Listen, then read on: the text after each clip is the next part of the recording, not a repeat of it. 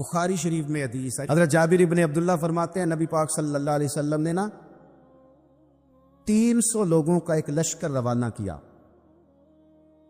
کسی مہم کے لیے، کسی جہاد کے لیے۔ حضرت ابو عبیدہ بن جراح رضی اللہ تعالیٰ عنہ امیر لشکر تھے۔ فرماتے غربت اتنی زیادہ تھی، بھوک اتنی زیادہ تھی کہ ایک ایک کھجور دن میں ایک وقت کھانے کو ملتی تھی۔ کچھ دن ایسے آئے کہ اب کھجور بھی نہیں مل رہی۔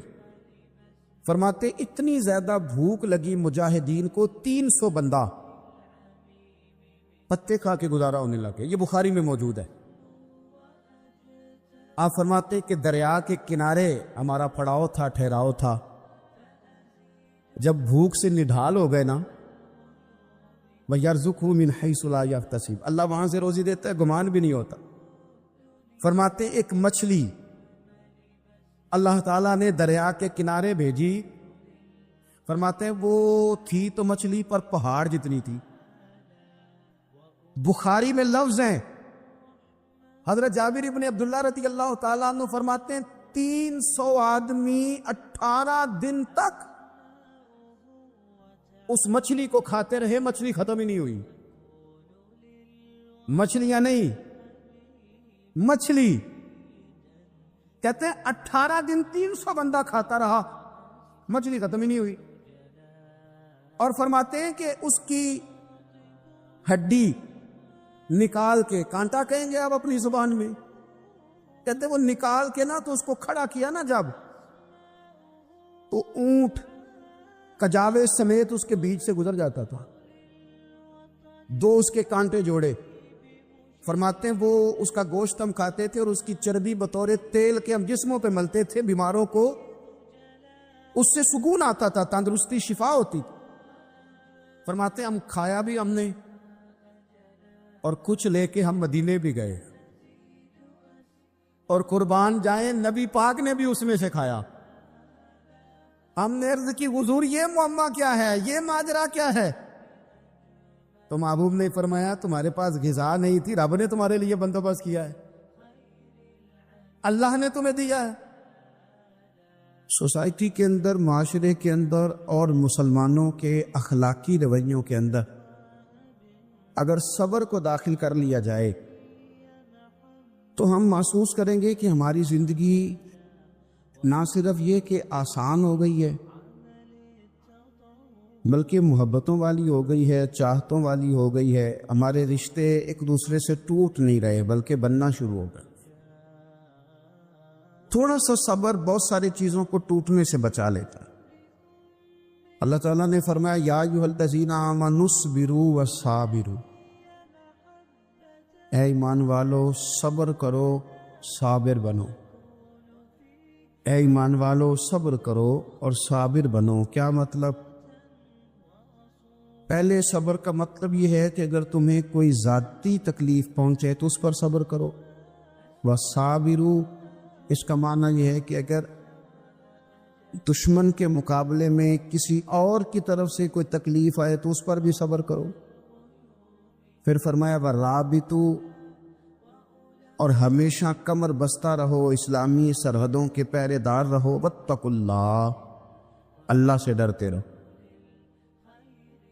لعلکم تفلحون، اس امید پر کہ اللہ تمہیں کامیابی عطا فرما دے، تم فلاح پا جاؤ۔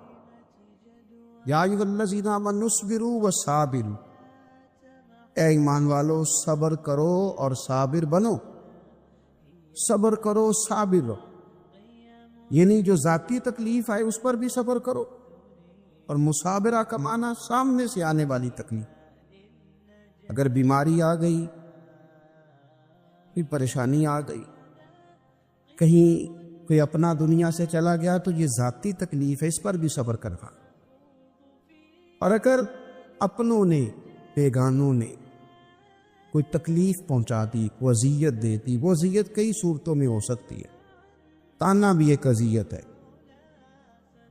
طنز بھی ایک اذیت ہے، کسی شخص کے بارے میں غلط کلمہ کہنا بھی ایک اذیت ہے، اور مقابلے میں کھڑے ہو جانا، لڑائی کرنا، یہ بھی ایک اذیت ہے۔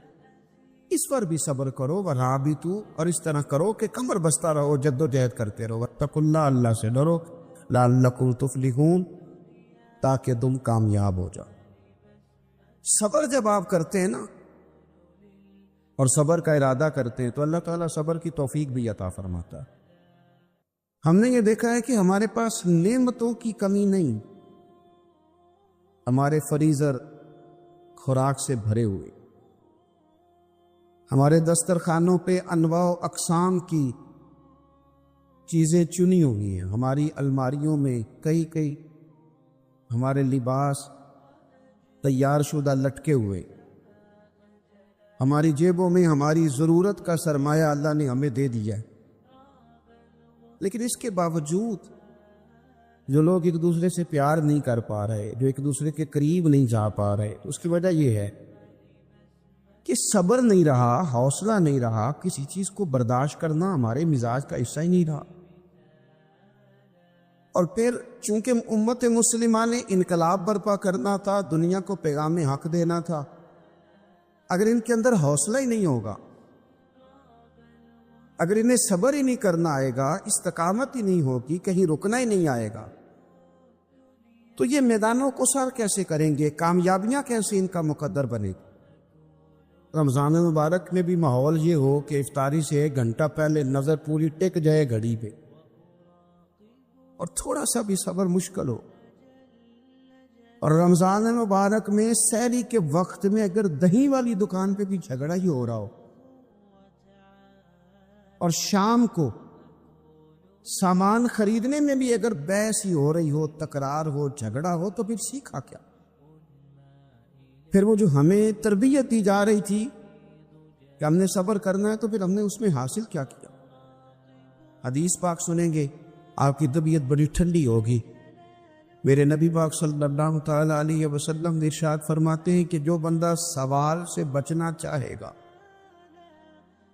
ارادہ کرے گا اللہ میں نے کسی سے نہیں مانگنا، فرمایا جو سوال سے بچنا چاہے گا رب اسے سوال سے بچا لے، اور جو لوگوں سے بے نیاز ہونا چاہے گا، کہے گا یا اللہ مجھے دنیا داروں کا محتاج نہ بنا، اپنی بارگاہ سے عطا فرما۔ جو لوگوں سے بے نیاز ہونا چاہے گا اللہ لوگوں سے بے نیاز کر دے گا، اور فرمایا جو صبر کا ارادہ کرے گا اللہ اسے صبر کی توفیق بھی عطا فرما دے۔ ارادہ تو کرے، پروگرام تو بنائے، توفیق تو اللہ دے گا۔ جو صبر کا ارادہ کرے گا اللہ صبر کی توفیق بھی عطا کر دے گا۔ اور حضور صلی اللہ تعالی علیہ وسلم فرمانے لگے، یاد رکھو کسی بندے کو جو بہترین تحفہ دیا گیا ہے نا، اگر کسی کو کوئی بہترین عطیہ ملا ہے تو پھر اللہ تعالیٰ نے اسے صبر عطا فرمایا۔ یہ بہترین تحفہ ہے، اس سے زندگی سنور جاتی، اس سے انسان باوقار اور مطمئن ہو جاتا ہے، اس سے اس کے شب و روز آسانی سے بیتتے، وہ دنیا کی پک ڈنڈیوں سے آسانی سے گزر کے اللہ کی بارگاہ ہے عالی مرتبت میں سرخرو ہو کر حاضر ہو جاتا۔ لیکن اگر بے حوصلہ ہو، صبر نہ ہو، پھر نقصان روز بروز بڑھتا ہے۔ اور پھر میرے رسول پاک صلی اللہ تعالی علیہ وسلم ارشاد فرماتے ہیں کہ اصل بات یہ ہے کہ اللہ تعالیٰ نہ کسی بندے کا درجہ بلند کرنے کا ارادہ فرماتا ہے، لیکن اس کے اعمال اس طرح کے نہیں ہوتے کہ اس کا درجہ بلند کیا جائے۔ اب رب کیا کرتا ہے؟ اللہ تعالیٰ اس کو مال کی، جان کی، اولاد کی کسی مشکل میں ڈال دیتا، اس مصیبت پر وہ بندہ صبر کرتا ہے تو اللہ تعالیٰ اس کا درجہ بلند فرما دیتا ہے۔ اعمال اس قابل نہیں تھے کہ درجات بلند ہوں، وہ اعمال کی بنیاد پر نہیں کر سکتا تھا تو اللہ نے کسی مشکل میں ڈال کے نہ اپنے فضل سے درجہ بلند کر دیا۔ اب جو راہ طریقت کا مسافر تھا، جو سلوک کی منازل طے کرنا تھا، جو اللہ رسول کے قریب جانے چاہنا تھا، اس کے لیے کتنی آسانی ہو گئی کہ مجاہدہ تو زیادہ نہ کر سکا، کثرت سے نفلی صوم و صلات کا بندوبست تو نہ کر سکا، تھوڑا سا صبر کیا، رب نے اپنا اور اپنے محبوب کا قرب عطا فرما دیا۔ تو یہ تو آپ صبر کرنے کے لیے جب نکلے ہیں تو آپ نے تو رب رسول کو پا لیا، یہ صبر تو وہ والا سفر ہے جس کی جو منزل ہے وہ اللہ رسول کا قرب ہے. ہم لوگ تھوڑی تھوڑی باتوں میں حوصلہ ہار جاتے ہیں، صبر چھوڑ جاتے ہیں، پریشانی بڑھ جاتی ہے. پتہ نہیں ایسے محسوس ہوتا ہے کہ جیسے یہی بندہ دنیا کا سب سے دکھی بندہ ہے. تو ایک تو یہ کہ ذاتی سے صبر کرے، ایک یہ کہ پھر دشمن کا جب مقابلہ ہو، آمن نصبرو و صابرو، آپ کا جب مقابلہ سامنے کسی کے ساتھ ہو تو پھر تیر، تلواریں، اسلحہ، بندوقیں یہ نہیں زیادہ لڑتی. میدانوں میں حوصلے لڑتے، میدانوں میں صبر لڑتا، میدانوں کے اندر توانائیاں لڑتی ہیں. میدان کربلا کے اندر کوئی مقابلہ نہیں تھا تیر کا تیر کے ساتھ، تلوار کا تلوار کے ساتھ کوئی مقابلہ نہیں. میدان کربلا کے اندر ظلم کا صبر سے مقابلہ تھا. فتح کے ڈنکے یزید نے بجائے تھے، جشن ابن زیاد نے منایا تھا، لیکن قیامت تک اللہ نے جو فتح عطا فرمائی ہے تو وہ حسین ابن علی کے صبر کو عطا فرمائی، وہ سیدنا امام علی مقام کے صبر کو ملی. عزیز بھائی، صبر ہی ہمیشہ فاتح ہوتا ہے، صبر ہی جیتا کرتا ہے، صبر ہی کامیابیاں دیتا ہے. نتیجے صبر کے نکلتے ہیں، صبر کے حوصلے کے نتیجے ہوتے ہیں. ہماری جلد بازی ہمیں شکست خوردہ کر دے گی، ہمارا حوصلہ نہ ہونا ہمیں ہرا دے گا، ہم کمزور پڑ جائیں گے اگر ہم پہ حوصلہ ہو جائیں گے. سنو، میرے نبی پاک علیہ السلام نے تربیت کی. حضور اپنی امت کو درس دیتے ہیں. حضور فرماتے ہیں پہلے تو کوشش نہ کرو کہ تمہاری دشمن سے لڑائی ہو، اس چکر میں ہی نہ پڑو کہ لڑائی ہو. مسلمان امن والے ہیں، یہ پرامن لوگ ہیں، یہ امن پسند ہے، یہ تائید امن ہے، یہ معاشرے میں مومن ہونا امن کی علامت ہے. فرمایا پہلے تو یہ پروگرام ہی نہ بناؤ کہ تمہاری لڑائی ہو، اور فرمایا پھر اگر ہو جائے نا تو پھر صبر کے ساتھ مقابلہ کرو، پھر ڈٹ کے مقابلہ کرو، اور پھر یاد رکھو یہ جو جنت ہے یہ تلواروں کے سائے میں ہے. جنت تلواروں کے سائے میں تمہیں ملے گی. پھر ڈٹنا سیکھو. پہلے تو بات یہ کہ تم یہ ارادہ ہی نہ کرو لڑائی، اور اگر کبھی ہو جائے لوگوں کو بتاؤ کہ ہیں ہم پرامن لوگ، پر دین کے لیے کھڑا ہونا ہو تو پھر ہم سے زیادہ کسی کو کھڑا بھی نہیں ہونا آتا، پھر ہم سے زیادہ کسی کے پاس طاقت بھی نہیں.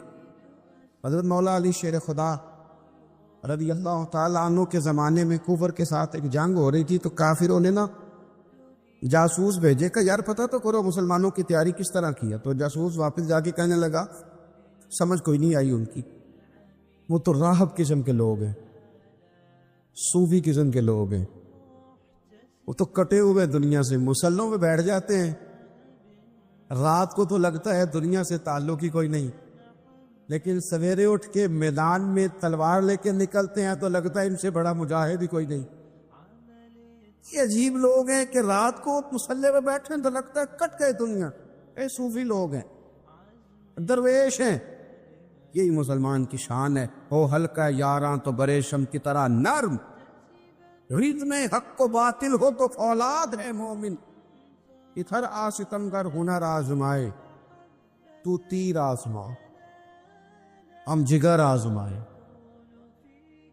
ہم تجھے اپنا حوصلہ بتاتے ہیں کتنا، دیکھ ہمارے حوصلے سے ٹکرا کے دیکھ یہ کتنا طاقتور اور مضبوط ہے. تو عزیز بھائی، اگر زندگی میں آپ کو صبر کرنا آ گیا، میں بڑے دنوں سے یہ عنوانات بیان کر رہا ہوں، اور آج تو خصوصی طور پر رمضان شریف کے اس جمعے میں اپیل کرنا چاہتا ہوں آپ سے کہ کمزور باتیں کرنی چھوڑ دیں، مایوسی کے جملے اپنی زندگی سے نکال دیں. ہم مسلمان ہیں. آپ بیمار ہو گئے ہیں تو یہ بھی خدا کا فضل ہے، گناہ معاف ہوں گے. اگر اللہ تعالیٰ نے فقیر بنا دیا، غریبی آ گئی ہے تو یہ بھی فضل ہے، امیروں سے پہلے جنت میں جائیں گے.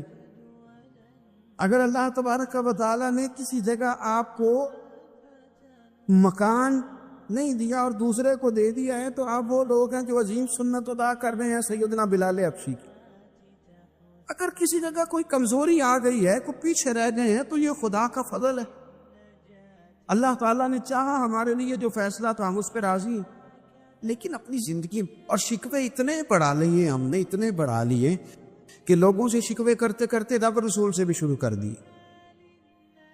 غلام بھی کبھی شکوہ کرتا ہے، آقا کا بھی شکوہ ہوتا ہے، بندہ بھی کبھی شکوہ کرتا ہے، رب کا بھی شکوہ ہوتا ہے، یہ بھی کبھی ہوتا ہے۔ آپ نہ مانے پر یہ شکوہ ہے کہ میں بڑے ڈاکٹروں کے پاس گیا ہوں، آرام نہیں آیا۔ نہ مانے پر یہ شکوہ ہے میں نے کبھی کسی کو ستایا تو نہیں، پر میرے حالات بھی ٹھیک ہوتے۔ آپ نہ مانے پر یہ شکوہ ہے کہ فلانے کے پاس دولت زیادہ ہے، اس نے پتہ نہیں وہ آگے نکل گیا اور میں پیچھے رہ گیا۔ نہ مانے پر یہ شکوہ ہے۔ کس سے کر رہے ہو؟ رب رسول سے۔ او ہس بولے تے او دی مہربانی، اساں تے لاڈ ہی لڑاونے۔ کس سے شکوہ کر رہے ہو؟ خدا کے بندو، غلام غلامی کرتے تو شکوے کرتے کوئی؟ حضرت ام سلمہ رضی اللہ تعالیٰ، شوہر کا نام ہے ابو سلمہ، بیٹے کا نام ہے سلمہ، کہتی ہیں میں، میرا شوہر، میرا بیٹا، تینوں، چھوٹا بیٹا میرا، ہم نکلے مکہ مکرمہ سے مدینہ طیبہ جانے کے لیے۔ ایک کی بیٹا ہے، خاندان جمع ہے، شوہر کی گود میں بیٹا، اونٹ کے پیچھے میں۔ فرماتی ہیں مدینے کی سرحد آ گئی تو میرے میکے والے آ گئے، کہنے لگے ابو سلمہ نہیں لے جانے دیں گے مدینے اپنی بیٹی کو۔ میں نے کہا میں مسلمان ہوں، میں تو اپنے شوہر کے ساتھ مدینے جاؤں گی۔ انہوں نے کہا نہیں جا سکتا، تو نے جانا ہے تو جا، ہماری بیٹی نہیں جائے۔ زبردستی مجھ سے انہوں نے مجھے میرے شوہر سے الگ کیا۔ کہتی ہیں پھر میرے شوہر کے قبیلے والے آ گئے، وہ کہنے لگے اگر تم اپنی بیٹی کو نہیں نہ جانے دیتے تو یہ جو ہمارا پوتا ہے یہ ہماری نسل ہے، تمہارا نہیں، اسے ہم نہیں جانے دیں گے۔ وہ بچہ اپنی طرف کھینچتے تھے، میں اپنی طرف کھینچتی تھی، مدینے کی سرحد پہ۔ یہ جھگڑا زمین کے لیے نہیں ہو رہا، مکان کے لیے نہیں ہو رہا، حضور کے مدینے جانے کے لیے ہو رہا، حضور کے مدینے جانے کے لیے ہو رہا، مدینے جانے کے لیے ہو رہا۔ لنگ کئی مہینے تے برس گئے تے تیری دید نو دیدے ہی ترس گئے۔ انہوں نے بچہ کھینچا، میں نے اپنی طرف کھینچا، میرے بچے کا بازو اتر گیا۔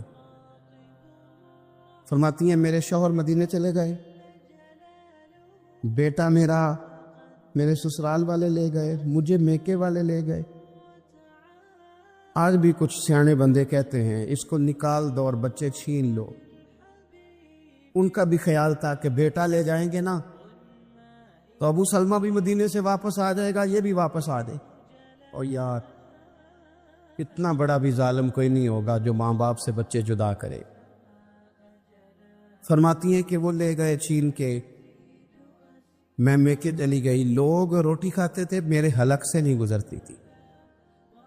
زمانہ سویا کرتا تھا، میں سو نہیں پاتا، بیٹا کہاں، شوہر کہاں، میں کہاں۔ ام سلمہ کتنی دیر تکلیف کاٹی؟ جناب ام سلمہ کہنے لگی لوگوں ایک دو دن نہیں، پورا سال بیت گیا، پورا سال، پر جے سونا ہی میرے دکھ وچ راج، جے سونا ہی، مارو مارو مینو مار مکاؤ، میں کوئی عذر نہ پیش لے آواں، اور جے سونا ہی میرے دکھ وچ راضی، پھر سکھ نو چلے ڈاواں۔ فرمایا سال بیت گیا، لوگ صبح اٹھ کے کام کاج پہ لگ جاتے، کپڑے بدلتے، ڈیوٹیاں کرتے، اور میں سویرے اٹھ کے اس جگہ آ جاتی جہاں میرا شوہر اور میرا بیٹا بچھڑا تھا۔ میں سارا دن روتی، آہوزاری کرتی، حضور کے مدینے کی طرف منہ کر کے میں تڑپتی۔ سال بیت گیا، سال، ایک ہفتہ نہیں نکلتا بچوں کی بغیر۔ بڑے بڑے سیانے لوگ پردیس جاتے ہیں تو بچوں کی فوٹو دیکھ دیکھ کے روتے ہیں، لیکن کہتی ہے ماں تھی، بیٹا بچھڑا اور پھر بیٹا بیمار ہو اور ماں سے جدا ہو، کتنی تکلیف کا منظر ہے۔ آپ فرماتی ہے کہ ایک سال بیت گیا اور میں نے کسی کی منت نہیں کی، میں نے کوئی شکوہ نہیں کیا، اس لیے کہ جس حال میں رب و رسول رکھے۔ یہ حوصلہ، یہ صبر، یہ توانائی۔